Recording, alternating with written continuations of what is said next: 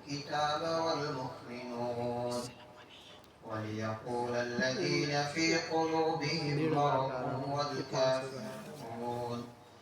والكافرون ماذا أراد الله بهذا مثلا كذلك يضل الله من يشاء ويهدي من يشاء وما يعلم جنود ربك إلا هو وما هي إلا ذكرى للبشر.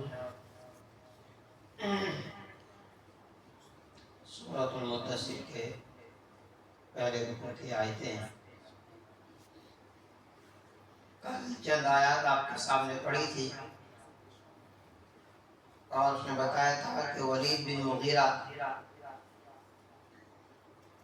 وہ بدبخت کافر جس کو اللہ نے بہت مال بھی عطا کیا تھا، اولاد بھی تھی، حضور علیہ السلام نے بڑے پیار اور شفقت کے ساتھ اس کو دعوت دی. قرآن کریم اس کو پڑھ کے سنایا اور اس نے کہا کہ چند دن کی مہلت مجھے چاہیے، سوچ کر پھر میں جواب دوں گا. جس دن وہ جواب دینے کے لیے آ رہا تھا ایک بڑا مجمع اکٹھا ہوا. آج ولید بن مغیرہ نے اپنا فیصلہ سنانا ہے کہ وہ دین اسلام قبول کرے گا کہ نہیں کرے گا، قرآن کے بارے میں اس کا کیا فیصلہ ہوگا. تو اس لیے ایک بڑی بھیڑ اکٹھی ہو گئی اور جب وہ آیا منہ چڑھایا ہوا تھا اور حضور علیہ السلام کی طرف اپنی پیٹھ کی اور پھر اس نے کہا کہ میں نے بڑا غور کیا اور فکر کے بعد میں اس نتیجے پر پہنچا کہ جو کچھ بھی آپ کلام پیش کرتے ہیں یہ جادو ہے جو پہلے سے چلا آ رہا ہے، یہ اللہ کا کلام نہیں ہے. ان ھذا الا قول البشر، یہ تو ایک انسان کا کلام ہے. حالانکہ اس کا دل اس بات کو مان چکا تھا، وہ سمجھ چکا تھا کہ یہ کسی انسان کا کلام نہیں ہے، یہ جادو نہیں ہے، لیکن وہی اپنی چودراہٹ تھی. تو اس لیے اس نے ماننے سے انکار کیا. اللہ تبارک و تعالیٰ نے فرمایا کوئی بات نہیں، سأصلیہ سقر، ان قریب اس کو دوزخ میں ڈالوں گا. وما ادراک ما سقر، اور کیا معلوم تمہیں کہ وہ دوزخ کیا ہے. لا تبقی ولا تذر لواحۃ للبشر، جو کوئی بھی چیز باقی نہیں رکھے گی، انسان کی کھال کو جھلسا کے رکھے گی. اگلی آیت میں اللہ تبارک و تعالی نے فرمایا اس جہنم کے جو نگراں ہیں، داروغے ہیں، وہ 19 فرشتے ہیں. جب 19 کی تعداد بتائی تو بہت سارے کافروں نے اس کا مذاق اڑایا، ہماری تعداد تو لاکھوں میں ہے، وہ 19 فرشتے ہمارا کیا بگاڑیں گے. بلکہ ایک پہلوان تھا، ایک کافر، اس کا جسم کلدہ، وہ تو کہنے لگا کہ بھائی 17 کے ساتھ تمہیں اکیلا نمٹ لوں گا، باقی 2 بچتے ہیں تو وہ تم سب مل کے دیکھ لینا. اللہ نے اس کو طاقت دی تھی کہ جب اونٹ کے کسی چمڑے پر کھڑا ہوتا تھا تو لوگ اس چمڑے کو کھینچتے تھے، لیکن اس کے پاؤں سے اس کو نکال نہیں سکتے تھے، چمڑے کے ٹکڑے ٹکڑے ہو جاتے تھے. اس لیے اس نے کہا کہ 17 کے ساتھ تو میں اکیلا نمٹ لوں گا، باقیوں کو آپ نے دیکھنا ہے. لیکن وہ اس چیز کو بھول گئے تھے کہ اللہ نے فرشتوں کو کتنی طاقت دی ہے. ایک فرشتہ ایک کام میں وہ کام کر سکتا ہے کہ جو لاکھوں انسان مل کے نہیں کر سکتے. لوط علیہ السلام کی قوم کو جب عذاب دینا تھا تو جبریل علیہ السلام نے اس طریقے سے اس قوم کو عذاب دیا. ایک فرشتے نے پورے کے پورے علاقے کو، پورے کی پوری بستی کو ایسے اٹھا کے پٹک دیا. قوم عاد پر عذاب آیا، قوم سمود پر عذاب آیا. یہ تو ان کی آزمائش کے خاطر. آگے آیت کے اندر اللہ نے فرمایا کہ یہ جو تعداد ہم نے بتائی ہے تو ان کی آزمائش اور امتحان تھا. کہ یہ مانیں گے یا اس کا بھی مذاق اڑائیں گے، ورنہ عذاب دینے کے لیے تو اللہ کہے کہ فرشتہ کافی ہے۔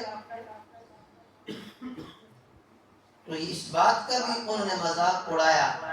اللہ تبارک و تعالیٰ فرمایا کوئی بات نہیں، مذاق اڑاؤ، یہ تھا ہی تمہارا امتحان اور تمہاری آزمائش کہ تم اس پر بھی مذاق اڑاتے ہو یا مان لیتے ہو۔ علیہا تسعۃ عشر، اس جہنم پر 19 فرشتے ہوں گے۔ وما جعلنا اصحاب النار، وما جعلنا، اور نہیں بنائی ہم نے اصحاب النار الا ملائکۃ، جہنم والے مگر فرشتے نہیں، جہنم کے جو نگراں ہیں، اس کے جو داروغے ہیں، وہ فرشتے مقرر کیے گئے ہیں، وہ آگ میں چلے کچھ کرے، آگ کا کوئی اثر ان پر نہیں ہوگا، اس لیے کہ اللہ نے بنائے ویسے ہیں۔ وما جعلنا عدتهم الا فتنة للذین کفروا، اور نہیں بنائی ہم نے ان کی تعداد، یعنی جو 19 کی تعداد بتائی ہے، اس کا مقصد کیا ہے؟ الا فتنة للذین کفروا، مگر آزمائش ان لوگوں کے لیے جو کافر ہیں، جو نافرمان ہیں، ان سب کے لیے آزمائش ہے۔ لیستیقن الذین اوتوا الکتاب، تاکہ یقین کر لیں وہ لوگ جن کو کتاب دی گئی ہے، یعنی اہل کتاب یقین کر لیں۔ کیوں؟ اس لیے کہ پہلی جو کتابیں تھیں، تورات ہو، انجیل ہو، زبور ہو، اس میں بھی تذکرہ گزر چکا ہے کہ جہنم کے جو داروغے ہیں وہ 19 فرشتے ہیں۔ تو جب وہ قرآن میں بھی یہ پڑھیں گے تو ان کا اور زیادہ یقین بڑھ جائے گا۔ وَيَزْدَادَ الَّذِينَ آمَنُوا، اور اضافہ ہو جائے، بڑھ جائے ان لوگوں کے ایمان میں، آمنوا ایمانا، جو ایمان لائے ہیں، جو ایمان والے ہیں، ان کے ایمان میں اضافہ ہوگا کہ پہلی کتابوں کے اندر بھی یہ تذکرہ تھا، اب قرآن کریم کے اندر بھی اس کا تذکرہ ہے۔ وَلَا يَرْتَابَ الَّذِينَ أُوتُوا الْكِتَابَ، اور نہ شک کریں وہ لوگ جن کو کتاب دی گئی، وَالْمُؤْمِنُونَ، اور ایمان والے بھی شک نہ کریں، ان کو یقین ہے کہ جو رب تعالیٰ نے فرمایا وہ سچ ہے۔ وَلِيَقُولَ الَّذِينَ فِي قُلُوبِهِم مَرَضٌ، اور تاکہ کہیں وہ لوگ جن کے دلوں میں بیماری ہے، وَالْكَافِرُونَ، اور کافر لوگ بھی کہیں ماذا اراد اللہ بہذا مثلا، کیا ارادہ کیا اللہ تعالیٰ نے اس کے ساتھ، انہیں مثال دے کر اللہ کیا چاہتا ہے؟ 19 فرشتوں کی مثال دی ہے، اور اتنی وسیع جہنم ہوگی، اس میں صرف 19 فرشتے ہوں گے۔ ایک تو جنت کی جو وسعت ہے، یہ جو جہنم ہے، ہم اپنی عقل کے ذریعے سے اس کو یہاں سمجھ نہیں سکتے۔ ہم نے تو غیب پر ایمان لایا، اللہ نے کہا جہنم ہے، ہم نے مان لیا، جنت ہے، ہم نے مان لیا۔ حضور علیہ السلام نے جنت کے بارے میں جو تذکرہ کیا، ہم نے حضور علیہ السلام کہنے پہ مان لیا۔ اسی طرح جس طرح ایک بچہ ماں کی پیٹ میں ہو اور اس کو جب کہا جائے کہ جب تم یہاں سے باہر جاؤ گے، اتنی بڑی زمین ہوگی، اتنا بڑا آسمان ہوگا، یہ سب کچھ ہوگا، تو اس وقت اس کو سمجھ نہیں آئے گی۔ جب وہ دنیا میں پیدا ہوگا، اس کے بعد پھر جب اس کو ہوش و حواس آئیں گے، عقل آئے گی، تب اس کو یہ زمین و آسمان کی وسعت اور یہ ساری چیزیں سمجھ میں آنے لگ جائیں گی۔ تو یہ ساری چیزیں چونکہ غیب سے تعلق رکھتی ہیں، اور ہم غیب پر ایمان لاتے ہیں، اور اصل مقصد ہی ہے غیب پر ایمان لانا۔ ورنہ جب انسان وہاں پہنچے گا، جہنم بھی دیکھے گا، جنت بھی دیکھے گا، یہ سب کچھ ہوگا، اب تو انسان کہے گا ربنا ابصرنا وسمعنا فارجعنا نعمل صالحا انا موقنون، کہ اللہ دیکھ لیا، سن لیا، یقین بھی آ گیا، سب کچھ حق ہے، بس اب موقع دے دے، لیکن پھر موقع نہیں دیا جائے گا۔ اصل مزہ تو تب ہے کہ انسان بن دیکھے مان لے ان چیزوں کو۔ فرمایا جن کے دلوں کے اندر بیماری ہے، جو منافق تھے، انہوں نے بھی اس کا مذاق اڑایا، وہ بھی کہنے لگے کہ دیکھو اتنی بڑی جہنم، اور 19 فرشتے کیا کر پائیں گے وہاں؟